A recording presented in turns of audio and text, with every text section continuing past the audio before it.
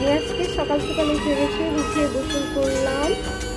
এখন আমি আমার পুষ্টির ঘুম হলাম, কারণ ও এখনো ঘুমাচ্ছে। ওকে খাবার খাইয়ে আমি ঘুম পাড়ায় গেছি।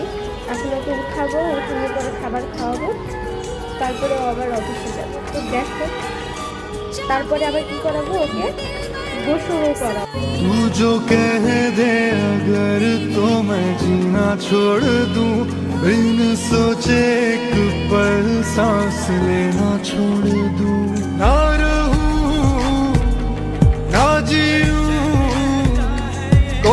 मैं जितना तुम्हें देखूं दिल ये ना भरे, मैं जितना तुम्हें सोचूं दिल ये ना भरे।